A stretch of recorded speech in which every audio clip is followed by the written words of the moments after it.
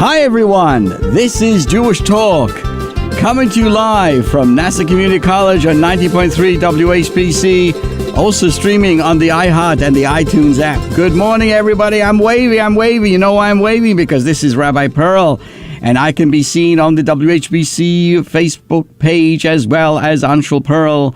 And to everybody listening out there, welcome. And as I like to say, good morning, good afternoon, and good evening. This all depends on when you are listening or watching us. Tell your friends to tune in. We can be heard on the radio, online at www.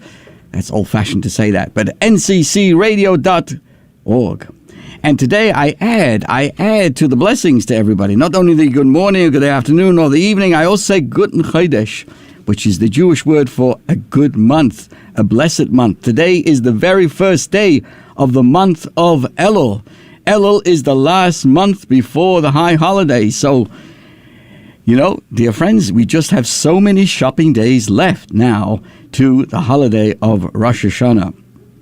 And Rosh Hashanah is coming up. Do you know where you're going to be on Rosh Hashanah? Well, today I'm going to divide our program to first talk about the significance of this month of Elul, the great importance of this month, as well as then to go into the concept of ESP. And many people are listening and joining us today because they would like to learn about ESP. And I think all of us have had some experience of ESP in aspects of our lives.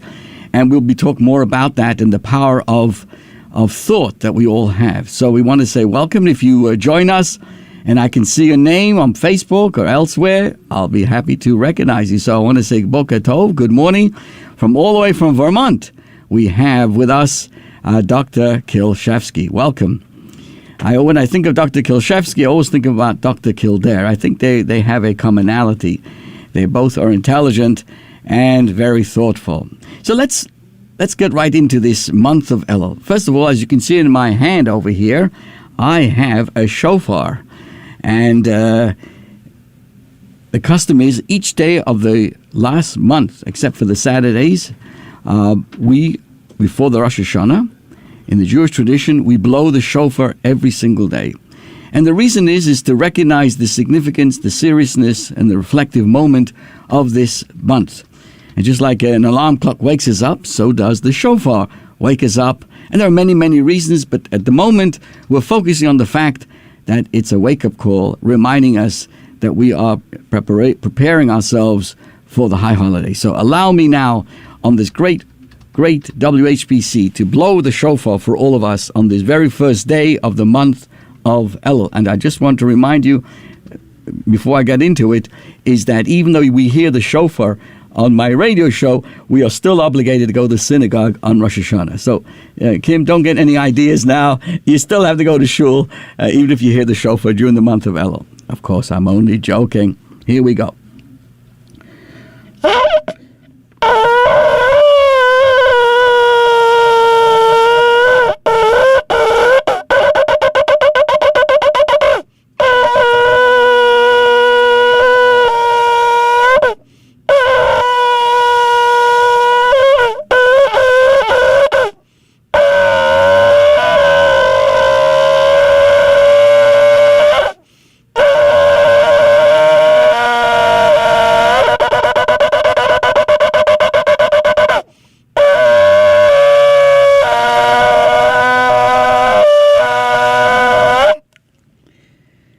So, let's get right into this, dear friends, and I do appreciate the comments I receive and the phone calls and the emails following the programs and the comments made on the on Facebook in the course of the week. So, here goes. Let's understand a little bit about this month of Elul.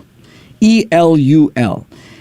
That's the name of the month, the last month of the Jewish calendar, the month just prior to the high holiday season. Calendars really are a script. They provide a storyline and the stage directions for the year. How does it work? Based on the movements of the earth in relation to the other celestial bodies. In the story of the terrestrial time, which all calendars strive to tell, there's most often one other primary protagonist in relation to the earth. How is that? We're either we have the sun and the moon. We have two calendars, the solar calendar and the moon calendar. Throughout the year, virtually every calendar tells the story of the Earth's correspondence with one of these two characters as they chart their path, the sun and the moon, across the sky. So every calendar, that is, except for the Hebrew calendar. In our calendar, I'm going to explain, there are two simultaneous and interlocking stories that function within the year. What am I talking about? We collate and count time by both the solar and the lunar cycles. So the American Gregorian calendar is based solely on the movement of the sun. The Muslim calendar is based solely on the movement of the moon. The Jewish calendar combines both a recognition of the movement of the moon and of the sun. So, from the lunar cycle, we count the months of the year. From the solar cycle, we count the days of the year. So we give great significance to both the month and the year and the day. So the days are based on the movement of the solar calendar, and the months are based on the lunar calendar, based on brings us to the months of the year. Therefore, there are two different kind of New Years. There's a New Year based on the months, and there's a New Year based on the days. So if you look at the lunar cycle, it begins with the first month of the year. When is the beginning of the count of the months in the Jewish calendar? From the month of Nisan. The beginning. That's significant. That's recognized as the beginning, the new year for the months. While the solar cycle begins with the first day of the year, Rosh Hashanah. And that is why there are two sides to the calendar. The way we look at the days of the year, that's based on the way the sun moves, and the way the months cycle, that's based on the moon. So the beginning of the moon year in the Jewish calendar, the first month of the year is Nisan, which is the holiday of Passover. The beginning of Jewish history in terms of leaving Egypt and other things like that. And of course, it also recognizes the spring season. It's the beginning of the cycle of the months. At the same time, though, we also recognize the cycle, the solar cycle, which begins with the first day of the year. What's the first day of the year in the Jewish calendar is Rosh Hashanah. What makes Rosh Hashanah the first day of the year? That's when God created Adam and Eve. So there's an extraordinary, important, universalistic side that on Rosh Hashanah, we're recognizing the beginning of the year in terms of the first day of the year. So we're now in the days of Elul, this last month, and we're now, starting today, in the final days of the yearly cycle that's determined by the sun. So according to the lunar count of the months, if you look at it the month side, Elul is the 6th month. And when you look in the Torah and talks about the month of the high holidays, it describes it as being the 7th month, Chodesh Hashvi.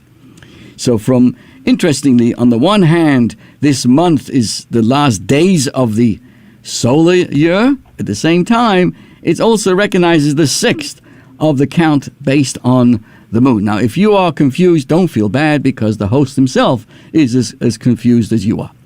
Now, the names of the months that we have today are imported from the Babylonian exile when the Jewish people went back. But prior to that, the names of the months were known by the sequence in the year. So, for example, the Torah calls the month of Av the 5th month. Iyar is called the 2nd month. There are some months, however, that do have a unique name. Nisan, for example, is called Chodesh Ha'aviv, the month of the spring. Elul, this month that we're in today, has such a special name. It's called Achris Hashanah, the end of the year. And allow me to explain the significance of appreciating it being the end of the year, as I've been explaining, the end of the year in terms of the days of the year. Now, the concept of Achris, which is the Hebrew word to end, is very valuable for us to appreciate today. What does it mean this is the end of the year? For example, ending projects can often seem harder for us than beginning projects. I have that problem, my friends. When people begin a project, they're likely to have a lot of enthusiasm, a lot of excitement, with a sense of newness. Oh, I'm starting this, I'm starting that. Now, once the project is nearing completion and it's time to tie up the final details, that sense of newness may no longer be present. Anybody who's built a house or did a project, they call it, the builders come and they do this and they site it, they start and the tumbles up, and then you have to wait about a half a year to a year for the last things to be finished. Because there's no newness, no excitement. At this point in the process, many people tend to be fairly overburdened and desire to move on to the next new project. So endings are a very difficult challenge. It's much easier to, I think, Kim, would you agree? It's much easier to cook a meal than to wash the dishes and clean up. She agrees. Okay, thank you. All right, you can be my engineer. New projects, jobs, academic terms, and personal relationships bring feelings of exhilaration and hope, right? A new year, a new job. A new resolution to study, for example, is always carried out the next day. But the drive and the commitment may start to fade a week later. So what I'm driving at, dear friends, we start something with excitement, but at the end, difficult to get it through to the end. I'll just tell you a little story, and I'd like to recognize Laura May. Thank you so much, Laura, and Tom Schwartz and Jean Marie. Thank you so much. Let me see if anybody else is actually watching us over here today, and to everybody who is out there. So I want to say thank you to that. Thank you so much. So this is the story that emphasizes this idea that endings are so important. And the way we end makes a big difference. They tell a story of when Rabbi Leibler Eger, he was the grandson of a very famous Rabbi Akiva Eger, and he became a follower of a particular Hasidic dynasty. Now, his family background wasn't from that kind of perspective. He came from a very rabbinical family, not of a non-Hasidic lineage. And here he was, leaving his family, and the family looked at it as like a tragedy that he went and joined the Hasidim. And when he came back, this father said to him, well, was all this, because the family went sugar from it, was all this stress you caused, was it worth it? What have you learned over there in Kotsk? They said, okay, tell us, what did you learn? He said, respectfully, I learned three things. I learned, one, that there's a man and there are angels. The second thing I learned was, if man truly desires, he can rise above angels. 3, here's my point, dear friends. Bereshis bara Elokim means he learned that God creates beginnings, but it's man who creates endings. Hear that, dear friends. God makes beginnings, it's man who creates endings. Starting things is easy. Inspirational strikes, adventure calls, novelties, new possibilities excite and motivate us. This is what it means. This is the meaning of Hashem creates beginnings. There are gifts from above. God gives us a kick. We're born. We're in it. But our job is to create endings. The finish line is where we reveal our true potential. I was watching a video last night with my family, how the Rebbe, people would come to the Rabbi Schneerson, the Rebbe, and talk to him about, what projects they should be doing, what they should drop. And the Rebbe says, if you make a commitment to do a project, even if your plate is filled, that will open you up to the greatest potential to be able to finish and to accomplish everything. Because the finish line is where we reveal our true potential. Completing a new project, seeing a dream through to its tangible manifestation, this is up to us. Cleaning up our creative mess, not making it, is where we really see what we're really made of. So, as it's brought down, there is no, we all start strong, but we cannot realistically take credit for that strength, right? Because God made the beginnings. That's a gift from above. And that accompanies it comes with inspiration and passion, and our parents educating us so we get great beginnings. But we can, however, take credit of how we end. That's up to us. This is what this month, the month of Elul, is all about.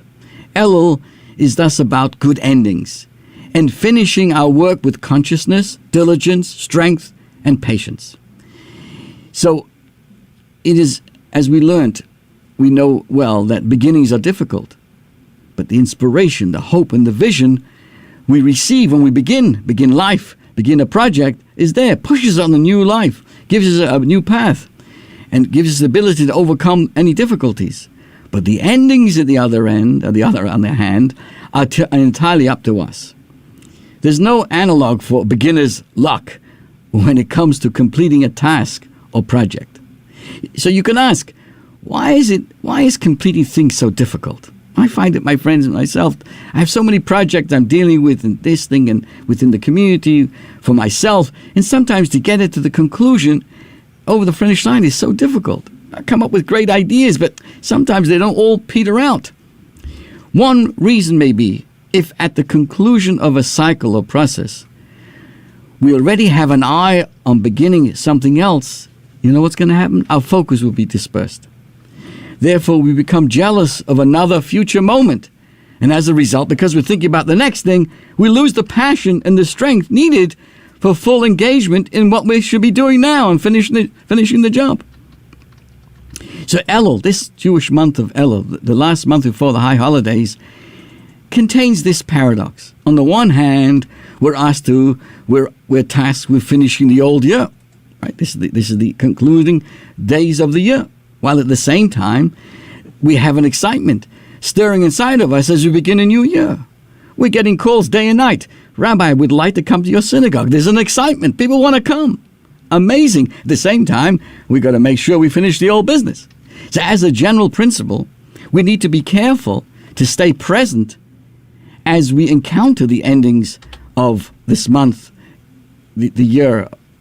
When we're able to end the year with strength and with focus, and if we do it properly, if we focus very seriously on the ending of this month, the significance of the end of the year, we can start the next year with a greater momentum and awareness. So the excitement of the new year that we all look forward to with blessings and physically and spiritually, there'll be a better job into the new year in how we end this year.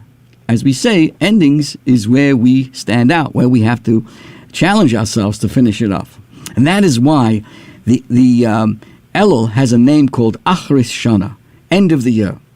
This term is derived from a verse that says that the eyes of Hashem are always upon it, from the beginning of the year, Hashanah, to the end of the year, Shana. And you notice that this sentence has the word beginning of Hashanah, the year, and yet then at the end it just says beginning of the end of the year, without the word the. Because we all know that the end of the year is Elul, and that this little nuances is not lost, because the beginning of the year is big. This is the year. I'm going to make it. This is the time. This is the opportunity. And we all, when the new year arrives, we all say, this is the year. But of course, when it comes to the end of the year, excited. But when it comes to the Elul, we look back. Maybe it wasn't the year anymore, but next year. And that's the problem. We think about next year a little bit too fast, because the way to look at the year coming up is the way we end this year. If we really want to grow and really want this year to be the year, we need to ensure that we end strong in the month of Elul. We don't want to give up the steam and say, I only have 30 days left in this year, so let me just move on and start thinking of what comes next. We need to be able to tie the end of the past year into the beginning of the coming year. And in order to do so, we need to stay present with where we're at right now. That is why, as I pointed out, we blow the shofar. It gives a very important, serious moment. We must contemplate the year that is almost complete on its own. In this way, we will continue to add positive value to the past year before it is over, so we finish it well. Then we can move on to the next year from a place of clarity and groundness. So this is the importance of appreciating this year in the end of the year in such an important way. In short, we don't just end the year consciously. If we just don't do it with focus, we really won't be able to move forward properly.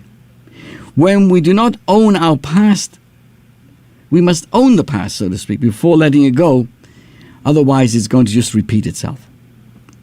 Here's a very fascinating idea that also has its interesting perspective as well. We know when a person passes on in the Jewish tradition, every moment must be focused on not waiting for the cheapest ticket to fly in from California and all the other idiotic excuses people do to delay a funeral.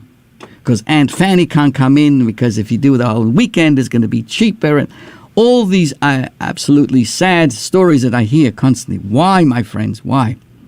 I quote to you from the Zohar. When a person passes on, their soul is forbidden to leave the body and is unable to be in the presence of God or to enter a new body until its previous body has been buried. The soul is therefore unable to re-emerge and become another life form, if need be, until the former body is interred. This teaches us that one's past experiences are not to be ignored and left unburied, so to speak. We need to deal with them so that we can move on. Every experience, no matter how negative, must be put to rest, thought about, and put away properly before we can move on with life in a conscious manner. So it relates to the end-of-life experience of getting the funeral done very fast, in the fastest possible manner. There are obviously reasons sometimes that the funeral has to be delayed. There are legitimate in Jewish law as well. But the trivial excuses people give for convenience sake actually brings pain to that person. When a person passes on, it's not about Aunt Fanny or Harry, your uncle. It's about the person and the importance of putting that person to rest, to be able to allow that person to go on in its spiritual sense. So too, in a sense, the way we treat this month of Elul has a tremendous impact on our abilities to move forward into the new year. So ending the year on a positive note, with cultivated authenticity and with complete compassionate awareness, allows us to make a strong beginning. So Elul, this month that we have, is all about such endings and learning how to consciously complete things. We add each day. We actually started yesterday. We add an extra Psalm number 27, L'David Hashem Oiri. We add in our charity. We add in our prayers. There's so many things that we do amongst the Sephardic custom. They actually say slichos, an extra penitent prayers each day of this month. This day, month of El, it's all got to do with how to consciously lay to rest in an open mind and with a deep contemplation of reflection on the past year and do things right. So one way to think about this is that Elul, another way of doing this is during the month of Elul, we inhale our past year, take it in, and assume full responsibility for the way we lived our past year. When we do the appropriate teshuvah, returning to our highest truth, we can gently say goodbye to the past. Then we can freely exhale our energies into an open field for the future year. The truth is, the way we end something reveals the true relationship we had with it all along. When a person completes a session of Torah study, for example, the manner in which he kisses the book, or the way he or she affectionately puts it away, shows that person's love for the content of his learning. We don't just slam the Gemara and close. We gently give it a kiss, put it back in its place. Similarly, when the year is coming to a close, the way we kiss, so to speak, and put it away, or put away our past experiences, reveals how much we honor and have learnt from them. It is recorded in the Gemara that the great sage Rabbi Akiva once admonished his son. This is in Psachim, page 112a. You should not enter into your home suddenly without warning. how much more so into the home of a friend. You see, just as there is an art or sensitivity to how one enters a home, which is to knock on the door first, there's an art to how one leaves it. However, some people are better at entering than exiting with grace. For example, it may be common to be skilled in making first good impressions at a new job and beginning to work with responsibility and positive energy. But at the same time, it's perhaps more rare to be skilled in completing and leaving the job with the same kind of responsibility and positive energy. When endings come along, many people become tired, impatient, irritable. The weight of unrectified or unprocessed thoughts, words, and deeds may be too heavy to address. And what happens? The seductive promise of new lightness and gratifications, new ideas, pulls them out of the relationship with the responsibilities that they have with the present. So when a person uses this month of Elul seriously with the proper teshuvah and the proper focus, and really what the Elul is all about, it gives us strength to gather and patiently hold the past in a sense, or in a more of a redemptive remembrance, as we stand on the threshold of the new year. Only turning towards our source allows us to bid the past goodbye and to release it in such a way that we can now move on to a higher level of living now in this new year. That is why Rosh Hashanah is called the birthday of the world. The flow, the blessing, created and recreated our world on that day is like, in a sense, divine exhale. As Hashem exhales and breathes new life into the world on Rosh Hashanah, we too exhale and blow the shofar.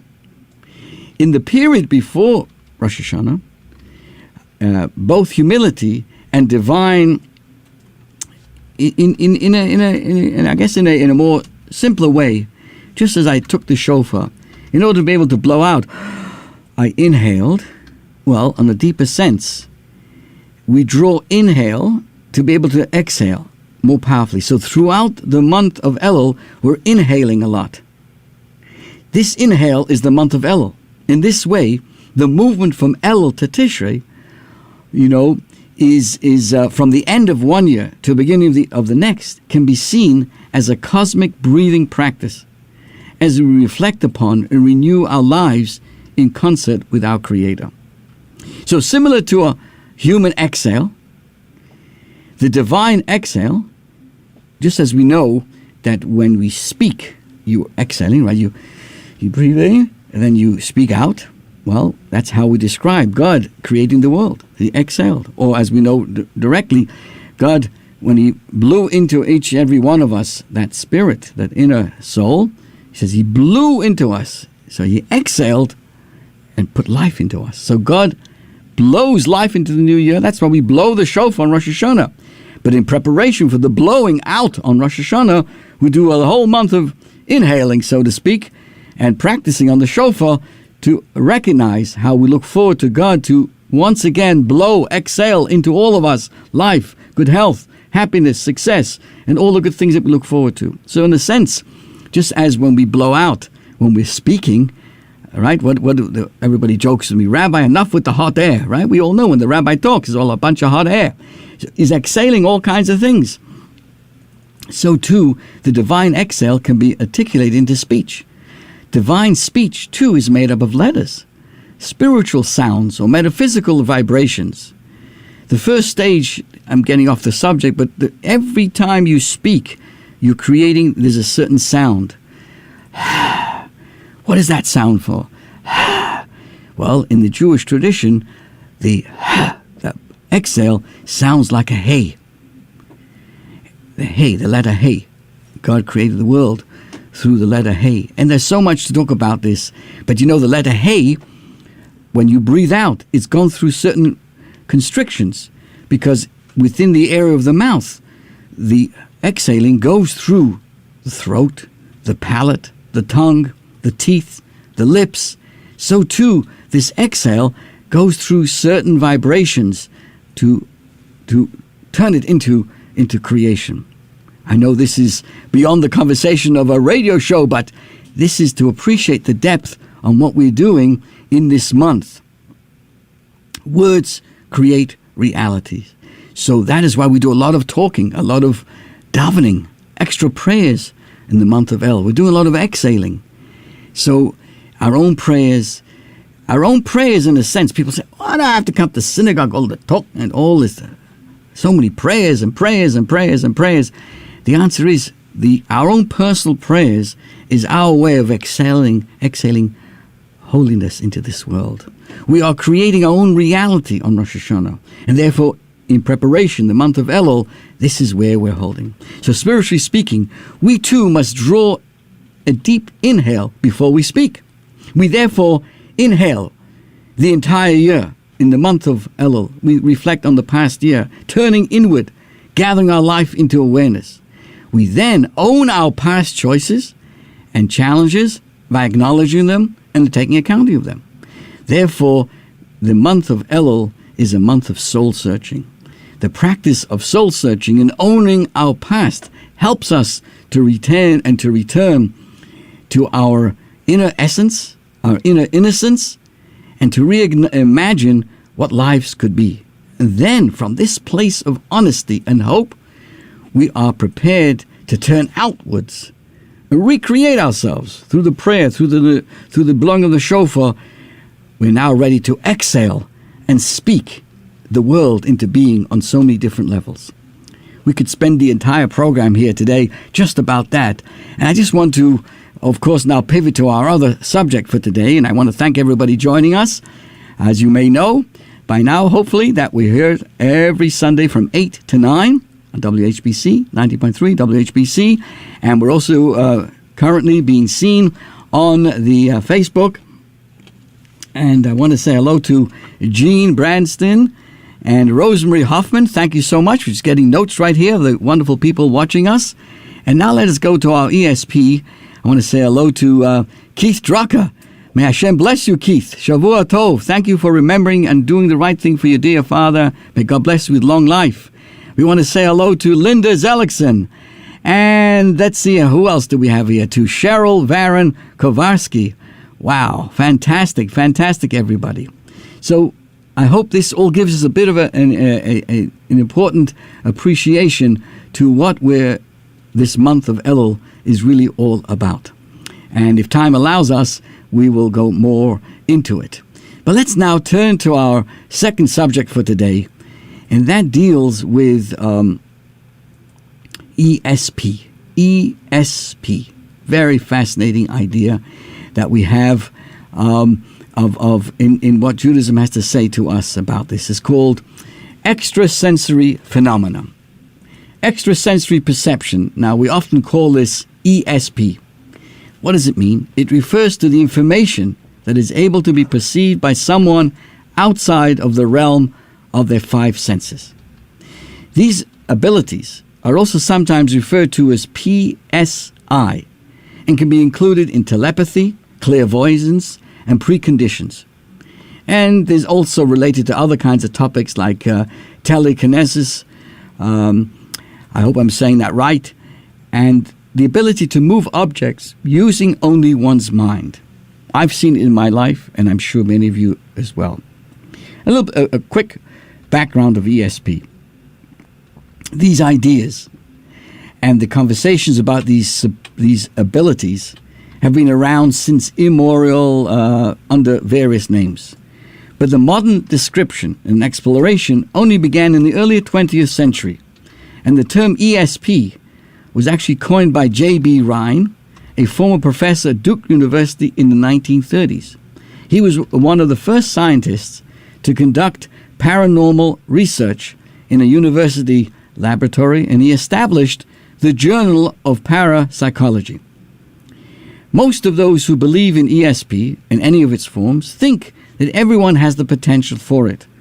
But that some people are more attuned to these, let's call it paranormal abilities. Many contemporaries believers think that on some level, the human being has a potential to access events or things that haven't happened yet in the physical reality. But every once in a while, now the person's consciousness mind picks up this information. Now there's an interesting question that is related to this discussion of these extrasensory abilities the person may have, and that is, what is the mind? Where do the thoughts come from? How does the 3-pound mass of gray matter, that is our brains, give rise to that experience of sensations and thoughts? How do purely material processes give rise? How can a shtick, brain give rise to something conscious, to something spiritual? In essence, does the mind extend past the brain? And so let me just share with you, there are different schools of thought. Materialism is the doctrine that only matters. That's the real, those who think materialism, that's only the real thing. Minds are in brains, and mental activity is just a brain activity. It's all within the brain. The traditional alternative to materialism is dualism, that minds are immaterial and brains are material. That the minds are immaterial and the brains are material. Dualism makes better sense of our actual experience, but does not make sense in terms of the mechanic science. So the materialists, they reject it. And then there's an alternative approach. There is a field theory, so to speak, of minds. I know I'm using fancy words today. But I think all of us know that there is something higher than our brains. We're accustomed to the idea that fields exist both within and outside of certain objects. The field of a magnet exists inside it and also extends beyond its surface. I can go into such details about that. But it also makes us appreciate that there is something beyond our mind, which is the area of ESP as an example. I'll give you another. I found it fascinating. I was reading an article in certain restaurants, for example. The clients, the guests, are told not to stare,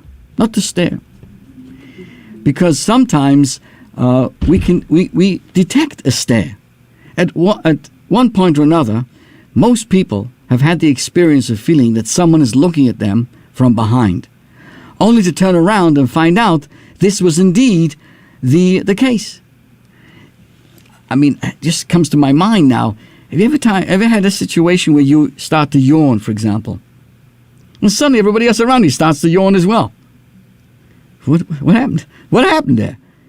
Many people have had that experience of wanting to make someone turn around, and what do? You stare at them. I've seen it. I've experienced it myself. Sometimes I'm giving a speech, and I look up, and I look at a particular person in the audience, and they were really looking at me, as opposed to many others who are sitting and sleeping, which is also good as well. I feel I'm performing a mitzvah on Shabbos, helping people to sleep. It's a mitzvah to sleep.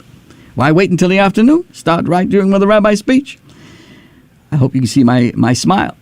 In some martial arts, there is some special training to enhance sensitivity to being viewed from behind. Detectives and experienced surveillance officers tell over accounts of a crook feeling they were being watched, even when hidden, even at a distance, even through binoculars or security cameras. I once read that a U.S. Marine sniper in Bosnia reported that terrorist targets would make eye contact with the scope on his rifle just prior to being terminated. He was convinced that the people somehow sensed his presence even a mile away. And there are many examples of a variety of interactions that give a clear indication of this phenomenon. Now, in scientific literature, it's referred to as gaze detection. I'm just bringing up the point. There is something beyond the physical itself. The Lubavitcher Rebbe explained the spiritual underpinnings of this phenomenon. The Rebbe writes that bringing someone to mind has the effect of arousing that person's innermost powers. We see that when one looks deeply and intently at another, he will turn around and return the glance, because the penetrating gaze awakens the core of the soul. Thought has the same effect. So, Judaism and this ESP. The Bible details how God and angels use mental images to communicate with humanity. The projection of this mental imagery or information is comparable to a telepathic form of communications. Jewish thought discusses how different levels of divine inspiration can be achieved by righteous individuals. And there's a whole order of how a person can get to that level. The Talmud mentions an account of two great rabbis, Rava and Rav Chisda. They gave the same lesson on one Sabbath, although they were separated by many, many miles. The implication, say our sages, is that there was some sort of mystical experience or ESP phenomenon that facilitated this connection. The Rambam Maimonides explains that the intuitive ability to predict the future is potentially found in all human beings, but depends on the potency and the level of the person if they've developed a certain sensitivity in life. And he's talking about a human experience of telepathy, which is more common found by many, many people. So, although typically this ability is a gift to the righteous, it really can be found, and the Rebbe found in many ordinary people as well. Think about this. In Jewish thought, the soul is described as having three garments of means of expression: thought, speech, and action. Now these are three realms in which the soul interfaces with the universe around it. We know what our soul is all about from our thought, our speech, and our action. Thought is considered the most refined, and its effect can be most far-reaching in impact. Rab Nachman of Breslov cautions one to be very careful with one's thoughts, because something actual and vital can evolve from thought. Elsewhere he writes, "Be aware that there are those who are possessed with great qualifications, and that they're able to effect that which they wish merely by the power of their thought." And one of the very important stories that we always hear, there was a Chabad Chassid who was stuck in the gulags in the 50s in Soviet Union at that time, and he wanted to get a blessing from the Rebbe in Brooklyn. He couldn't write, so he imagined him. He sat down wherever he was. He thought that he was in 770 Eastern Parkway, and he prepared himself appropriately for an encounter with such a great, important, holy person. And he conveyed his thoughts. He wants a blessing to be released from this gulag. When he finally made it to London, years later, a letter arrived from Eastern Parkway to his London address. And the date of the letter was the same date that he had thought about the Rebbe. And the letter said, "The blessing that you requested, etc., etc., may it be fulfilled." Understand, he didn't write, he didn't phone, he didn't text, he didn't send an email, he didn't do anything. He just thought from that gulag. It was felt by the Rebbe, and the Rebbe responded in a letter. And there are many, many times, and we're always encouraged, if a person should have, where your thoughts are, that's where you are.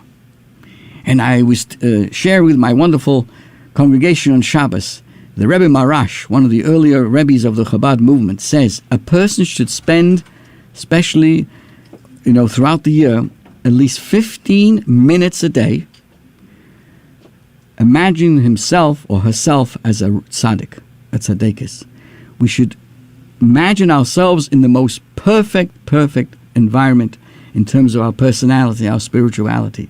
If a person puts their minds into that perfect scenario, that thoughts create actions. As we often say, think good, it'll be good. What does it mean? Some sort of psychological babble? No, thoughts are powerful. Thoughts create. Sometimes, if you have a project, you don't talk about it, because once it lets out, it's in the world, it's picked up.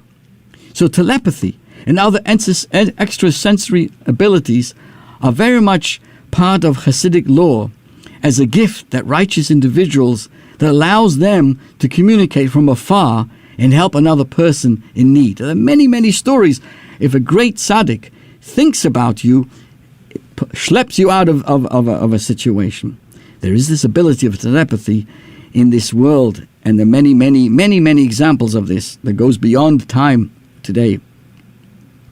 In 1750, Rabbi Pinchas of Koretz, a very famous Hasidic master, sent a letter to his master, the Maggid of Mezrich, and he says, "Many thanks." Listen to this. He wrote him a letter in 1750. "Many thanks for the remembrance that you remembered and brought me up of Yom Kippur." He sensed that this great teacher had thought about him on Yom Kippur. You know, we send notes to the Rebbe.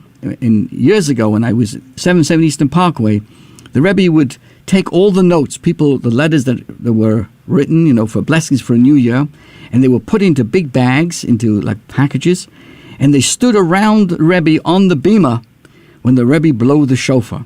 So just imagine, the Rebbe's blowing the shofar, and around him are the letters and the notes from thousands of people from around the world.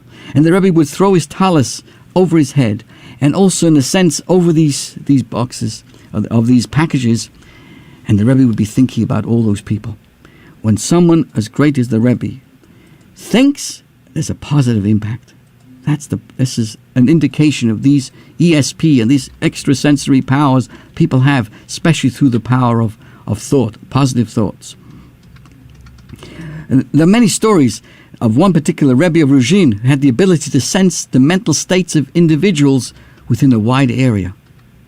That's how I remember when I went to see the Rebbe for the first time, talk about in 1970, 74, 75, and we were told, be careful, only have positive thoughts when you're with the Rebbe. And if the Rebbe starts to cough, it means he's picking up some inappropriate thoughts in your mind.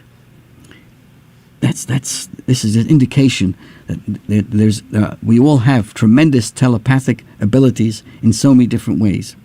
So the previous Rebbe, the sixth Lubavitch Rebbe, known as the Rayatz, he explains it's possible to accomplish a great deal by thinking of another. He says thoughts have no constraints and have no barriers. At any time it reaches the place it needs to reach. And again, as I told you the stories, that when someone great thinks about you, or you put out positive thoughts about someone, it reaches them. So today, dear friends, in preparation in this month of Elul, let's send out those positive thoughts to people who need. Send positive thoughts to yourself, but to everybody around. We have that power. That's an ESP ability. The Lubavitcher Rebbe wrote that while harnessing the power of thought to help another person is more evident and powerful in the righteous, it is not restricted to the righteous. And even any person, any one of us, have the ability to send powerful, positive thoughts that can help and turn things and make things into a positive way. In essence, there are many powerful things that we can accomplish in that. So many scholars recognize that even in these days, there are these powers around us. Love, for example, I'll give you one example. Jewish thought mentions that love can create a bond that enables the lover to feel the joy and the pain of the loved one in the same way that he does. It is even possible that they can experience each other's pain when separated by great distance. The special connection they share becomes the mechanism for a distant communications of sorts. In the Bible, the friends of Job come from 800 miles away to comfort him after sensing his troubles. This may perhaps be the only example of open telepathic communications in the Torah.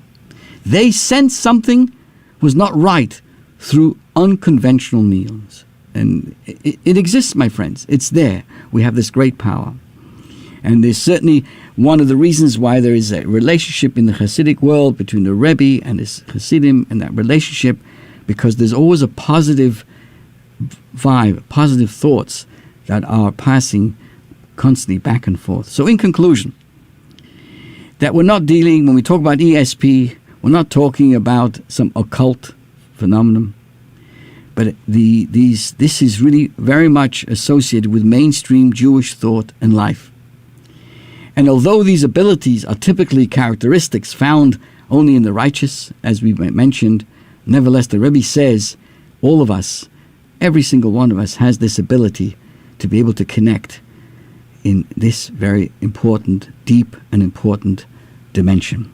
So you can see there's so much to this ESP and many of the subjects that we talk about in this particular genre. So again, I want to recognize so many people who are joining us. Dr. Kilshevsky asked me a little bit earlier on. He wanted to know if only rabbis have ESP. The answer is no. As I pointed out, every one of us has the ability to, the Rebbe says, even an ordinary person can have that ability as well, and we have the ability. So I want to say thank you to Saul Weinstein, who loves these stories. To Jonathan Wolf, Isaac Klein, my goodness, Baruch Hashem, Baruch Hashem. Let's see who else is joining us on Facebook. For those who are wondering, where do I get all these names from? Well, that's what happens when you tune in and on Facebook, whether it's on WHPC or my name, Rabbi Perl. But it's important to know these things do exist, and the powerful abilities that we all have to connect, not just on the typical level, but also on a deeper level. And we, as long as we use them for good, think positive about yourself, think positive about other people, send blessings, send a blessing over to your family, send a blessing to those who are still facing the COVID and all the kinds of challenges. It actually has abilities to make things. And as I pointed out, it's very important to think of oneself at least 15 minutes a day of that we are a righteous individual. If a person spends too much time thinking how rotten they are, their whole life is just one of self-failure, of self-fulfilling prophecy. I'm rotten, I'm no good. The month of Elul reminds us, no, think positive about oneself, prepare oneself. And as we said earlier on, the more we think about ourselves in a positive sense and about others around us, the more powerful we are prepared to, if we inhale, so to speak, our past year properly and thoughtfully, we're able to exhale and recreate and join in with the exhale of what Hashem has provided us. I want to share with you in conclusion today a story that I was able to share during our Kiddush on Shabbos. There's once a king who was, beside being the king, he was a great artist. But he had a child who hoped he would follow in his footsteps and become an artist as well. And the young boy had observed his father's great love for painting and his interest, and he said, I also like to study to become an artist. And the king was thrilled that the son wanted to do that. So he hired a famous artist to teach him the lessons of how to be, to be able to paint well. And he offered him all kinds of huge amounts of money and gifts if he would be successful. Well, 2 weeks later, the teacher comes back and he says, I'm sorry to tell you, Your Honor, but your son is colorblind. There's no way in the world am I going to teach him how to paint. The king, of course, was heartbroken. It was his only child, and the child wanted to learn how to paint, but he couldn't tell the difference between green or blue or gray. In desperation, the king announced that whoever could somehow teach his son to paint and overcome this terrible handicap and challenge, he would give him an amazing amount of rewards. Very few offered their service until one artist from a very far town decided, he contacted the king. He says, I'm going to be able to make your son know how to paint. Well, the king assured you get rewarded. After 3 months, working with his son, with the young prince, at the end of the time, he came to the palace. He says, I'm ready to display my ability to paint. Sybil, I hope you're listening carefully. The king was overjoyed. He called together his families and advisors and his relatives and his friends, and they all came to watch the easel and the child's canvas and to see what he would do. And after everyone's amazement, he threw a color here, a color there. It turned out to be a beautiful painting. The king, everybody went wild. And the next day they watched him again do the same thing. And the third day. Then one day the child says, you know what? I'm going to do it. I'm going to do it to myself. But you know how he was doing this? The artist had put little, very faintly on the board, on the canvas, numbers. And the boy was now painting by numbers. He knew where to put this color here or color there.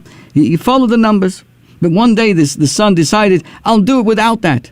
And he came in front of the king and everybody else, and everybody suddenly saw him. He was throwing things here, throwing there. There was nothing. because he wasn't following the numbers. The numbers were put on there. Why did I tell this story? Dear friends, the month of Elul reminds us God has given us a beautiful world, and he gave us a list of numbers. This mitzvah number 1, number 2. All we need to do is to fill in that mitzvah, and you have a beautiful world. If a person imagines they can create a beautiful tapestry of this world all by themselves, the world looks the way it is today with all kinds of craziness going on. But if a person has a plan, we paint by numbers, we live by the examples of great people, the mitzvahs that we're taught, and everything else, we have then a beautiful world to look at. This is your host, Rabbi Perl, wishing everybody a wonderful... Allow me just to blow that shofar one more time for everybody.